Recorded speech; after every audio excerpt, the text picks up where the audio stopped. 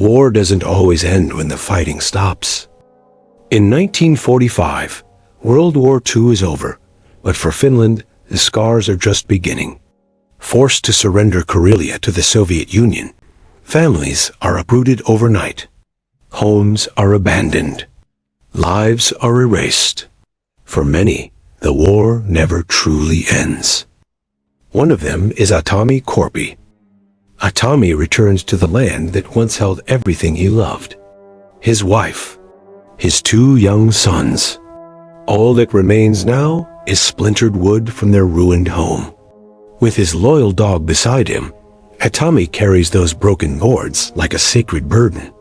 This isn't just lumber, it's memory, loss, and a promise.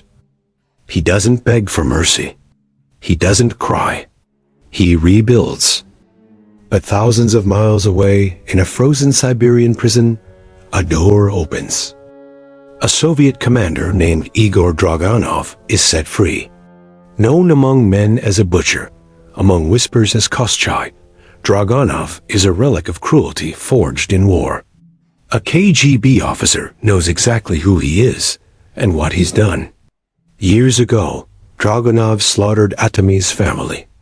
Now he's offered one final job: track the survivor down and finish him. Aatami's quiet attempt at rebirth becomes a death sentence. The hunt begins on an open road. Draganov's men ambush Aatami's truck, surrounding him like wolves. But they make one fatal mistake. They assume grief made him weak. Inside that vehicle, Aatami turns desperation into weaponry. Bullets fly. Steel shatters. Men fall screaming onto dirt roads they'll never leave.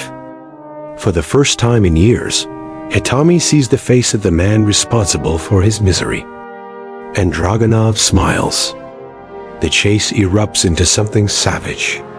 Motorcycles storm in, engines howling through forests and fields.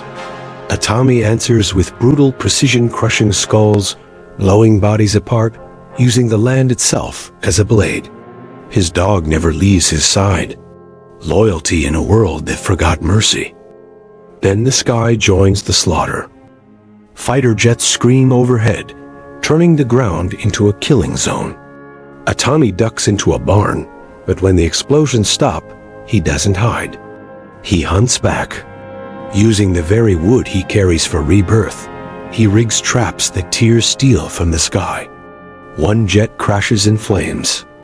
Another is tricked into its own destruction.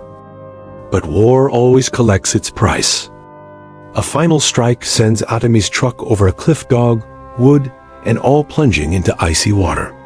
Silence follows. Until Aatami rises. Alive. Unbroken. Still moving forward. Drifting toward a Soviet tank, Aatami makes a choice that seals his legend.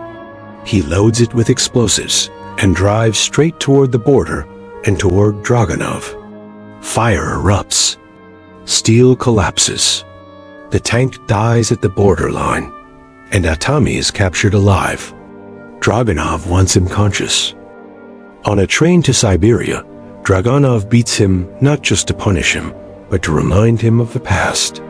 He relives the murder of Aatami's children with pride, savoring every word. That's when the hunter realizes something too late. A man who has already lost everything has nothing left to fear. Aatami frees himself. What follows isn't a fight, it's a purge. One by one, soldiers fall in silent terror.